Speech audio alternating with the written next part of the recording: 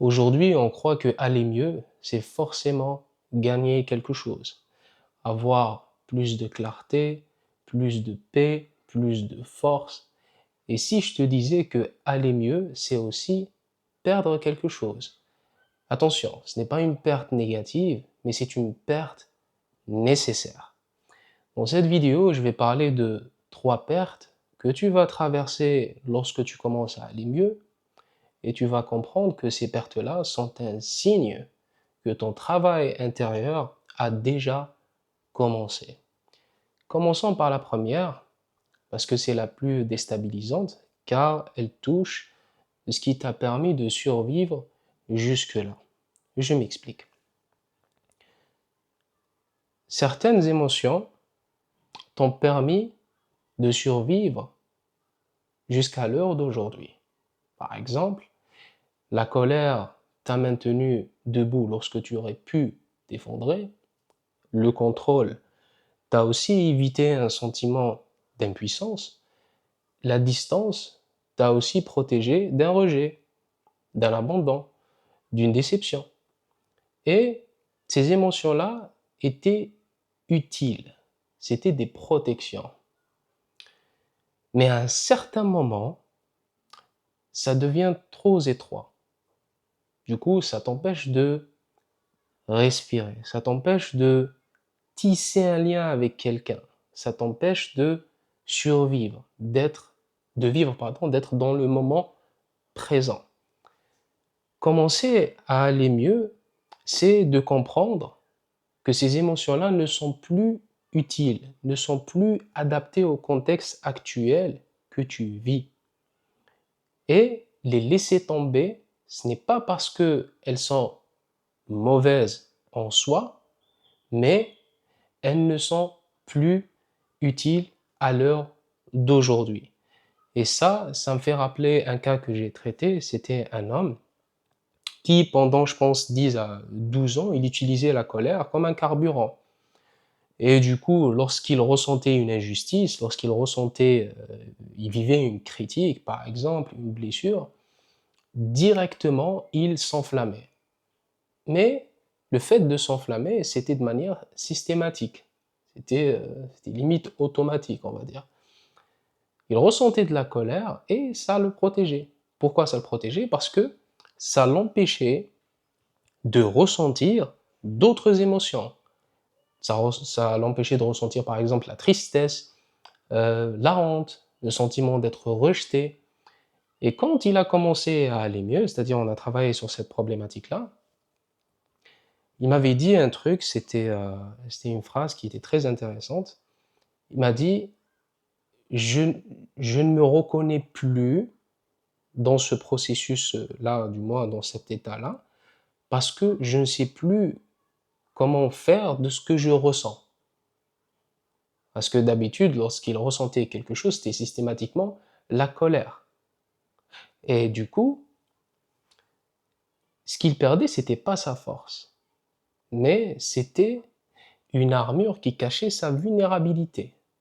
Et à un certain moment, lorsque tu commences à ne plus, par exemple, essayer de tout contrôler, lorsque tu commences à ne plus te mettre en colère de manière systématique, ah bah forcément, tu vas te poser une question. Tu vas te dire qui je suis. Voilà. Et ça revient à la deuxième perte parce que imagine que cette armure que tu as portée tellement longtemps, ça a fini de te définir. Donc, c'est toi, c'est devenu toi en fait. Et ça touche à ton identité. Parce que ça, c'est la deuxième perte qui est beaucoup plus profonde. Parce que certaines douleurs que tu traverses, tu vas, comment dirais-je, ça veut dire, certaines douleurs, certaines souffrances, elles vont finir par te définir. Du coup, tu vas dire que je suis celui qui ne compte jamais sur les autres, celui qui se bat pour les autres, et je suis celle, par exemple, qui est forte et disponible pour les autres. Quand tu commences à aller mieux, c'est-à-dire tu ne te définis plus par rapport à ta douleur, par rapport à ce que tu as surmonté jusque-là, ce qui va se passer, c'est que tu vas te retrouver face à un vide. Et ce vide-là, c'est quelque chose que tu vas vivre. Et ça me fait rappeler aussi un cas d'une patiente que j'avais accompagnée. Elle se définissait par rapport à sa capacité à tout gérer. Et du coup, elle était là pour tout le monde, elle gérait tout, et elle était toujours impliquée. Elle était disponible, on va dire 24 heures sur 24, 7 jours sur 7. Et tant qu'elle était là pour les autres, elle était protégée. Pourquoi? Parce que ça l'empêchait d'être confrontée à sa propre vulnérabilité, à sa propre insécurité ou bien à sa propre fragilité. Quand on a commencé à traiter cette problématique-là, c'est-à-dire elle a commencé à être mieux et plus concrètement, elle a commencé à établir des limites, à dire non, à ne plus être disponible comme avant, m'avait dit un truc qui m'est resté un petit peu dans la tête, et je vais partager ça avec toi. Il m'a dit, puisque maintenant je suis plus celle qui aide, je ne suis plus celle qui gère tout, je suis qui? Et ça, c'était intéressant parce que c'est comme si ce qu'elle a travaillé, ça veut dire elle n'est plus comme avant, mais elle n'est plus comme elle souhaite qu'elle soit. Elle est entre les deux. C'est comme, si je donne une analogie, c'est comme quelqu'un, par exemple, qui quitte une ville parce qu'il a compris que c'était un environnement toxique, c'était une société qui était malade, on va dire, psychologiquement. Il a compris cela et du coup, il a déménagé. Il est parti dans une autre ville, mais il n'est pas encore arrivé. Ça veut dire il est dans cette traversée-là. Et cette traversée, c'est ce vide. Parce que l'actuel, il n'est plus là, et ce qu'on souhaite qu'on soit n'est pas encore là. Du coup, c'est entre les deux. C'est un passage, on va dire. Maintenant qu'on a parlé de tes émotions, on a parlé de ton identité, maintenant parlons de ce qui se passe autour de toi. Parce que ça envoie à la troisième perte et ça concerne tes relations. Ça, je pense que c'est aussi déstabilisant pour les gens qui ont tellement eu l'idée ou bien la conviction que leur cercle social va demeurer et il n'y aurait pas un changement. Mais quand tu commences à aller mieux, certaines relations vont se perdre. Certaines relations vont changer. Pourquoi? Parce que quand tu commences à faire un travail intérieur, forcément, ça va dégager des ondes de choc, on va dire, de manière métaphorique, hein. Et ça pourrait gêner quelques personnes dans ton entourage.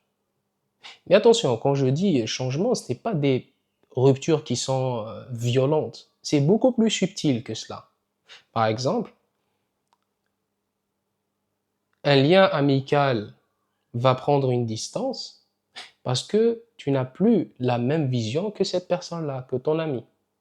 Un lien amoureux peut changer parce que tu ne réponds plus, tu ne réagis plus à la même façon, bien avec la même façon qu'avant. Un lien familial peut aussi avoir de la distance parce que tu ne joues plus un rôle auquel on attendait de toi. Et le fait qu'il y a eu ce changement-là, c'est parce que tu ne te suradaptes plus. C'est parce que tu ne te définis plus par rapport à ta souffrance. Tu ne t'excuses plus, tu ne te justifies plus. Parce qu'avant, on peut être, par exemple, on peut s'inscrire dans un lien où on a tendance à trop s'excuser, même si on n'est pas les fautifs, on va dire. Mais on s'excuse juste pour préserver ce lien-là. Et du coup, quand on commence à aller mieux, on va plus jouer un rôle. Et du coup, qu'est-ce que cela va se passer? On va, notre identité va changer. Mais ça va pas, il n'y a pas un changement de manière globale, mais c'est juste une réorganisation. Ça va être une réorganisation. Tes priorités vont changer. La manière de percevoir le monde va changer. Et tu dois accepter ces pertes-là. Parce que si tu crois que certaines personnes vont rester, parce que c'est ça le problème aussi, parce que certaines personnes vont rester et certaines personnes vont s'éloigner. Et on a cette idée que, euh, en fait, c'est une injonction, c'est un message subliminal, c'est que ceux qui t'aimeront resteront. Enfin, ceux qui t'aiment resteront. Et ça, cliniquement, c'est faux. Pourquoi?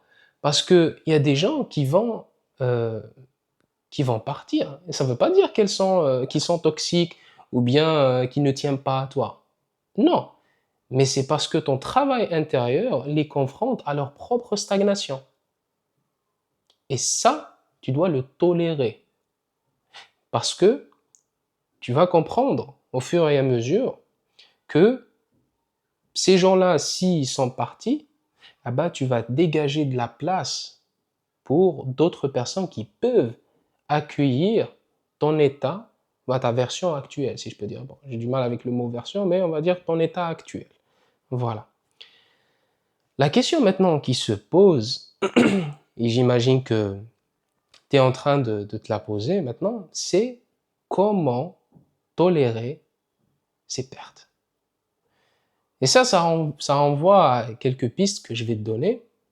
Premièrement, c'est d'accepter le vide. Accepter le vide, ça signifie quoi? Ça signifie que les protections, ça veut dire les émotions auxquelles tu éprouvais auparavant de manière assez saillante, elles ne sont plus adaptées au contexte actuel. Elles t'empêchent de vivre, en fait. Ça t'a maintenu debout auparavant, ok? Et maintenant, elles sont plus adaptées. Certaines relations vont changer. Tu vas libérer de la place pour accueillir d'autres personnes. Accepter le vide, c'est aussi d'être vigilant à ne pas le remplir immédiatement. C'est-à-dire que quand tu vas ressentir cela, tu peux t'inscrire dans une nouvelle relation. Tu peux, par exemple, trouver une autre mission.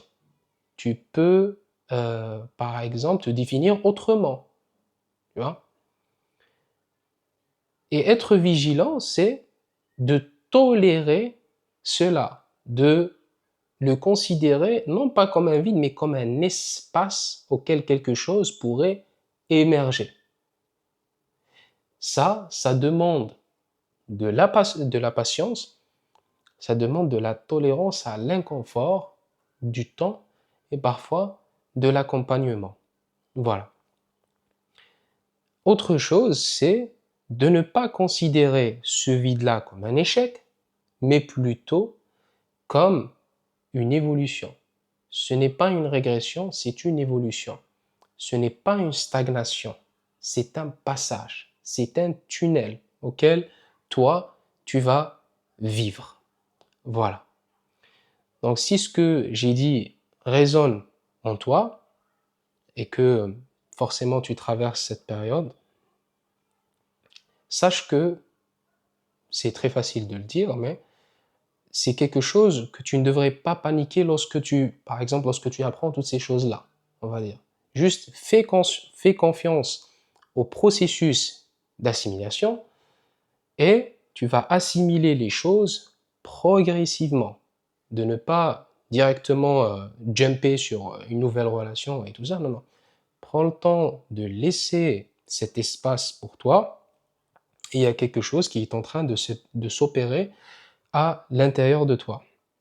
Aussi, si tu te vois un petit peu perdu dans ce processus-là, sache qu'il y a une différence entre comprendre et vivre. Lorsque moi je parle de ces choses-là, tu vas comprendre. Mais les vivre, c'est autre chose.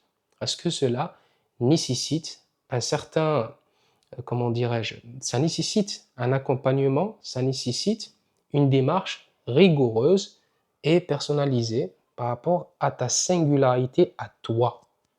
Il n'y a pas quelque chose qui est standardisé. Voilà.